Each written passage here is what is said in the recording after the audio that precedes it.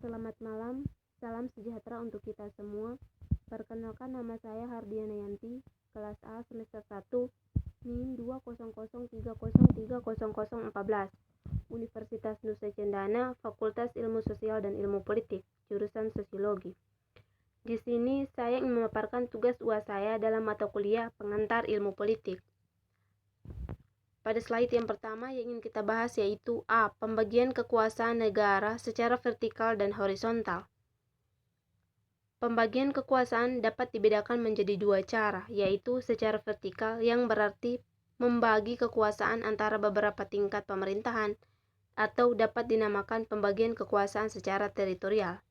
Dan yang kedua secara horizontal, yaitu pembagian yang menunjukkan pembedaan antara fungsi-fungsi pemerintahan yang bersifat legislatif, eksekutif, yudikatif, yang dikenal sebagai trias politika atau pembagian kekuasaan. B. Eksekutif, legislatif, dan yudikatif.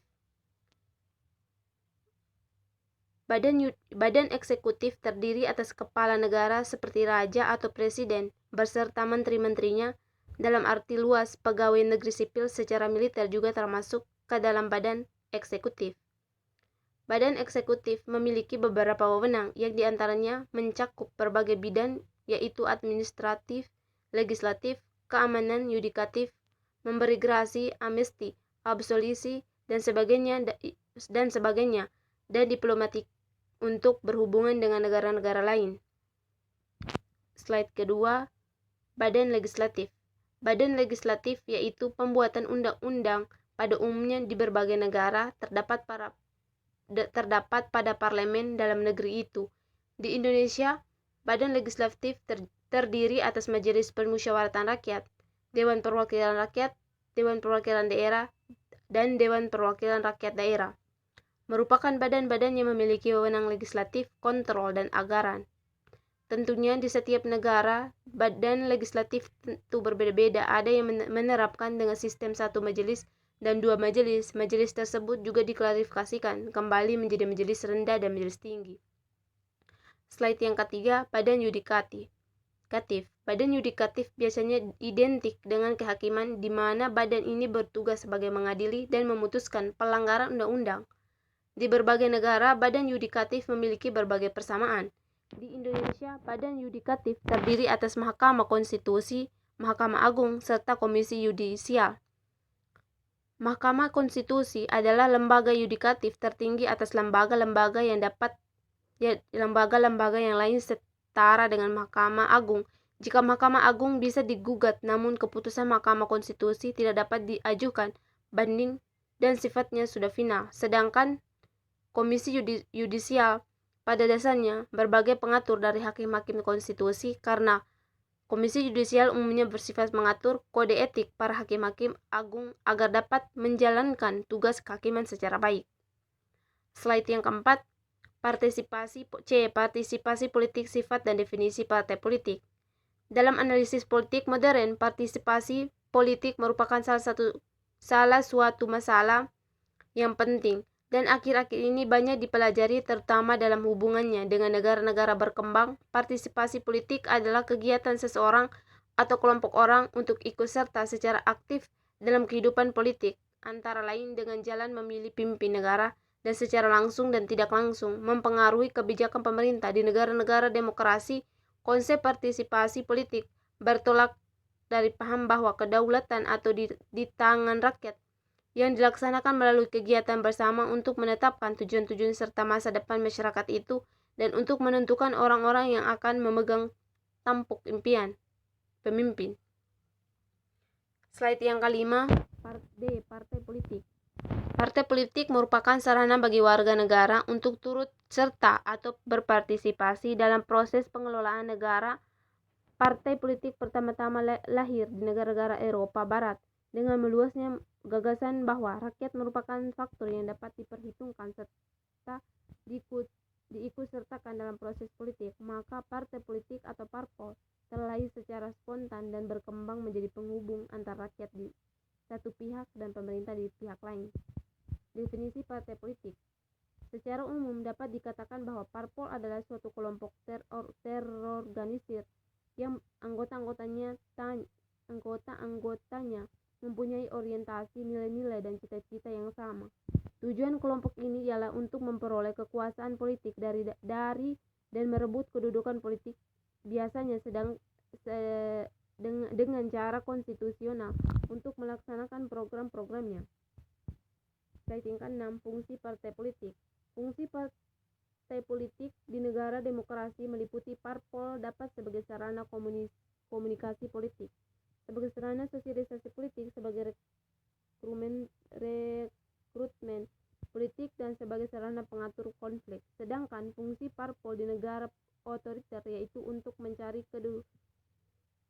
dukungan masyarakat untuk tidak kepuas terhadap pemerintah dan bertujuan untuk mencapai kedudukan antara kekuasaan yang dapat dijadikan batu loncatan guna menguasai semua parpol yang ada dan menghancurkan sistem politik yang demokratis.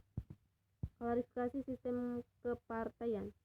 Sistem partai tunggal hanya terdiri dari satu partai politik di negara tersebut.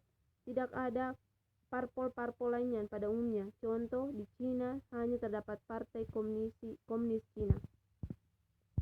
Slide yang ke-7, sistem dwipartai. Hanya terdapat 20 parpol di sebuah negara di mana dalam pemilihan umum mereka saling berkompetisi merebut hati rakyat. Kelak salah satu mereka dapat menjadi partai pemilihan pemerintah dan satu diantaranya menjadi partai penyimbang pemerintah. Contoh, di Amerika terdapat dua partai besar yaitu Partai Demokrat dan Republik. 3. Sistem multipartai. Dalam sistem ini disebut negara banyak terdapat banyak parpol yang hadir dalam menyelenggarakan kondisi perpolitikan di sebuah negara tersebut yang memiliki banyak positif dan negatifnya bagi perpolitikan itu yang saling berhubungan satu sama lain. Koalisi dan oposisi juga masuk ke dalam sistem ini.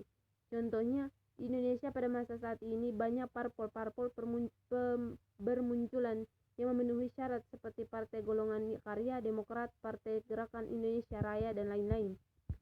Kita pindah ke slide yang ke-8. Sistem pemilihan umum.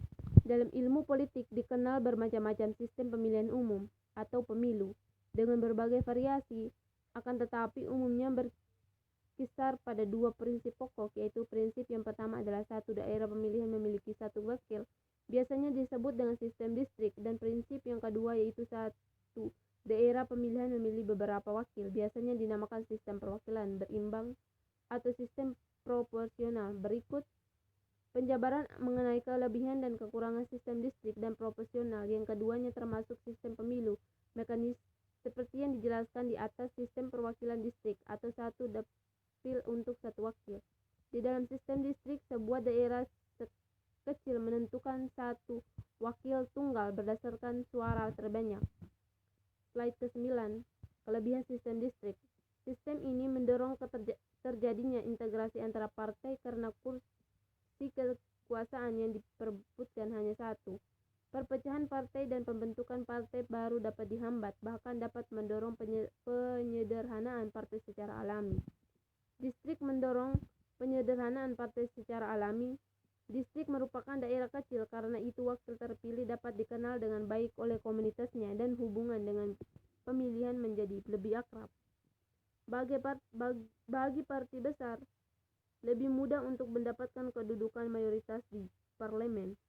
Jumlah partai yang terbatas membuat stabilitas politik mudah diciptakan. Slide yang ke-10, kelemahan sistem distrik. Ada kesenjangan persentase suara yang diperoleh dengan jumlah kursi di partai. Hal ini menyebabkan partai besar lebih berkuasa. Partai kecil dan minoritas merugi karena sistem ini membuat banyak suara terbuang. Sistem ini kurang mewakili kepentingan masyarakat heterogen dan pluralis. Wakil rakyat terpilih cenderung memperhatikan kepentingan daerahnya daripada kepentingan nasional. Sistem proporsional atau satu dapil memilih beberapa wakil. Sistem yang melihat pada jumlah penduduk yang merupakan peserta pemilih. Beberapa dengan sistem distrik, wakil dengan pemilih kurang dekat karena wakil dipilih melalui tanda gambar kertas suara saja. Sistem proporsional banyak diterapkan oleh negara multipartai seperti Italia, Indonesia, Swedia, dan Belanda. Sistem ini juga dinamakan perwakilan berimbang ataupun multi-member constituency. Ada dua jenis sistem di dalam sistem proporsional, yaitu yang pertama live proportion representation. Di sini partai-partai peserta pemilu menunjukkan daftar calon yang diajukan. Partai pemilu cukup memilih partai. Alokasi kursi partai didasarkan pada daftar urut yang sudah ada. The single transferable vote. Para pemilih diberi otoritas untuk menentukan preferensinya. Pemenangnya didasarkan atas penggunaan kuota. Kelebihan sistem proporsional dipandang lebih mewakili suara rakyat sebab perolehan suara partai sama dengan persentase kursinya di parlemen. Setiap suara dihitung dan tidak ada yang terbuang, hingga partai kecil dan minoritas memiliki kesempatan untuk mengirimnya wakilnya di parlemen. Hal ini sangat mewakili masyarakat majemuk atau pluralis. Slide yang ke-12, kelemahan sistem proporsional. Sistem proporsional tidak begitu mendukung integrasi partai politik. Jumlah partai yang terus bertambah menghalangi integrasi partai. Wakil rakyat kurang dekat dengan pemilihnya, tapi lebih dekat dengan partainya. Hal ini memberikan kedudukan kuat pada pemimpin partai untuk menentukan wakilnya di parlemen. Banyaknya partai yang bersaing menyebabkan kesulitan bagi suatu partai untuk menjadi partai mayoritas. Perbedaan utama antara sistem proporsional dan distrik adalah bahwa cara menghitung suara dapat memunculkan perbedaan dalam komposisi perwakilan dan parlemen bagi masing-masing partai politik. Itulah hasil pemaparan materi saya hari ini. Kurangnya dan lebihnya mohon dimaafkan. Sekian dan terima kasih.